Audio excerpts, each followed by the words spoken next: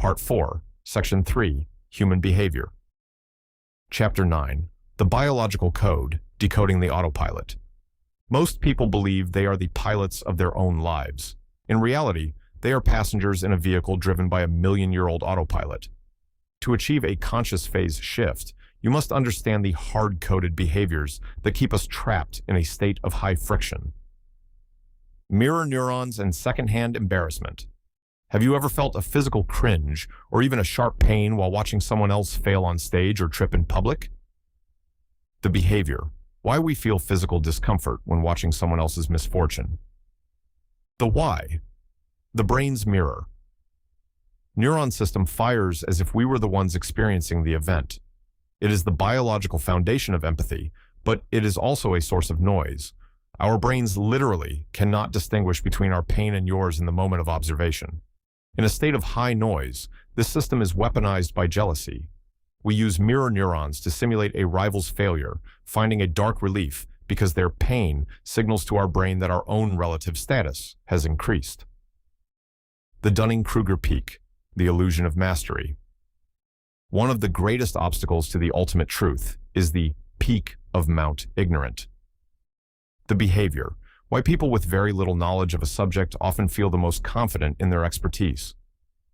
The why. You need a certain level of competence to even realize how much you don't know. In the early stages of learning, the brain fills in the gaps with unearned confidence because it lacks the tools to measure its own ignorance. When the rot of jealousy enters this equation, it creates a dangerous feedback loop. The incompetent person becomes pathologically jealous of the expert because the expert's data threatens their unearned status. Instead of learning, the person on the peak will attempt to sabotage the expert to protect their illusion of mastery. The collapse, filtering the noise into the root.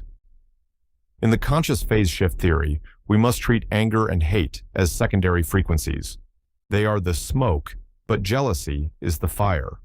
When you experience a sting in the real world, your brain immediately manufactures a script to hide the fact that you feel lower in status than the person causing the friction. 1. The simple example, the street bike friction. The reality. A loud motorcycle passes you while you're walking. The decibel level is high, but the physical harm is 0. The surface emotion, anger. That guy is an idiot. He's being inconsiderate and ruining the peace for everyone. He has no respect. The social script, the lie. I am a moral, quiet person, and he is a bad, disruptive person. The root deduction, the jealousy. Jealousy of autonomy. That writer is operating with a level of main character energy that you have suppressed in yourself to be a good citizen. He is having raw, unfiltered fun at the expense of the rules you follow. Your anger is a defensive attempt to penalize his status because his fun feels like a theft of your peace. 2. The complex example, the corporate disruptor. The reality, a new coworker joins the firm. They don't follow the standard operating procedure. They speak out of turn in meetings, and yet they are getting fast-tracked for a promotion. The surface emotion, hate, envy. I hate their work ethic. They are a chaos agent, and they're going to tank the department's metrics. The social script, the lie. I am protecting the company's infrastructure from an incompetent outsider. The root deduction, the jealousy, jealousy of efficiency. You are jealous that they have found a way to achieve a high signal without paying the conformity tax you've been paying for years. Your hate is a tool you use to try and reimpose the rules on them so they have to suffer as much as you do. The collapse, deconstructing the signal, the anger signal, the ego's script, the noise. They are being inconsiderate, loud, or disrespectful. They are breaking the social contract and ruining the environment for everyone else. The mechanical reality, the jealousy, jealousy of autonomy. You are reacting to the fact that they are taking a level of freedom or main character energy that you have suppressed in yourself to be a good citizen. Their noise is a broadcast of their indifference to your rules. The hate signal, the ego's script, the noise. That person is objectively evil, worthless, or a bad human being. Their values are a threat to civilization. The mechanical reality, the jealousy of influence. Their existence or success creates a status threat to your worldview. By labeling them evil, you are attempting to manually delete their status so you don't have to feel the sting of their presence. The envy signal. The ego's script, the noise. I just wish I had that specific car/job/partner. It's not fair that they have it, and I don't. The mechanical reality, the jealousy of resource. This is the most transparent form. Your internal fairness calibration has decided that their possession of a resource makes you move down the hierarchy. Your brain treats their gain as your literal loss. The fun interference. The street bike example is the ultimate test of the conscious phase shift. The moment you realize, I'm not mad at the noise, I'm jealous of the freedom he's taking, the anger evaporates. Why does this happen? Because you've identified the logic gap. You realize that his fun doesn't actually take anything away from your walk unless you allow your status alarm to treat it as a theft. Once the jealousy is named, it loses its power to ruin your day. The universal calibration, a 4-step manual override. This method is not a thought exercise, it is a functional diagnostic. It can be applied to a vast variety of situations, anytime, anywhere.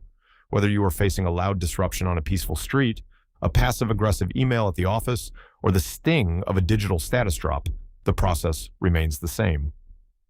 The trigger. Acknowledge the external noise that has just interrupted your baseline state. The reaction. Feel the surge of the secondary frequency, the anger, the righteous indignation, or the sudden drop in mood. The deduction. Strip away the social script. Ask the mechanical question, what specific autonomy, resource, or status am I jealous of in this moment? Name the sting for what it actually is. The conscious phase shift. Once the jealousy is identified, the noise loses its power.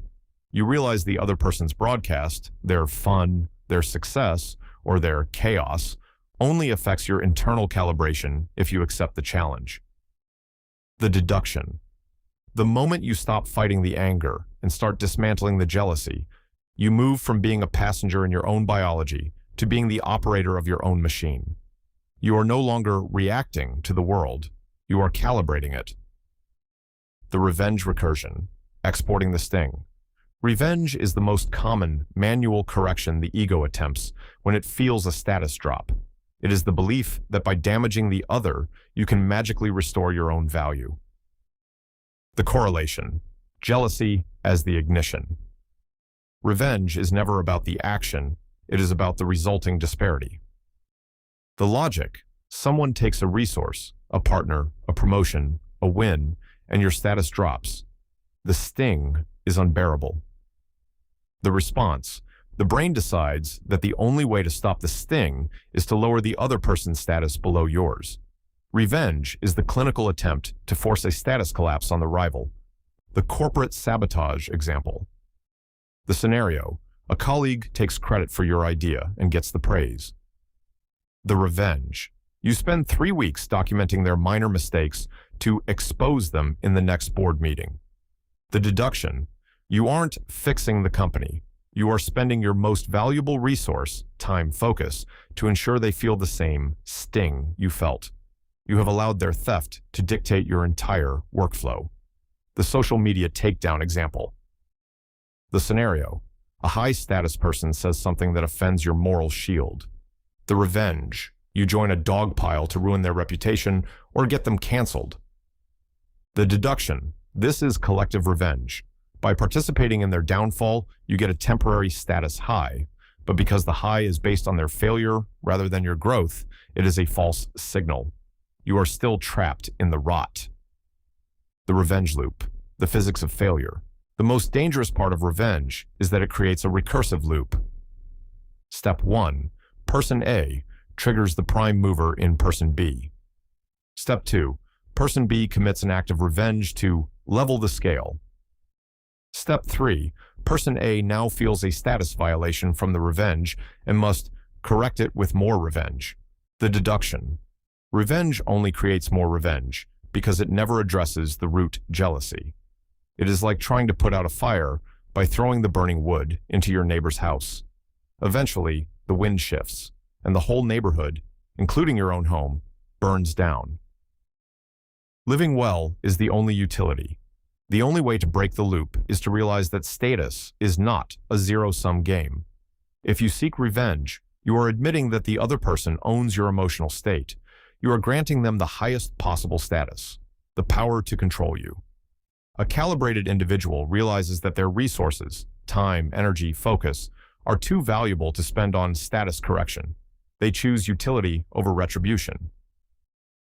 The conscious phase shift begins the moment you realize that every single status violation in your environment is actually a data point for your own liberation. To seek revenge is to grant your enemy the highest possible status, the power to control your internal state.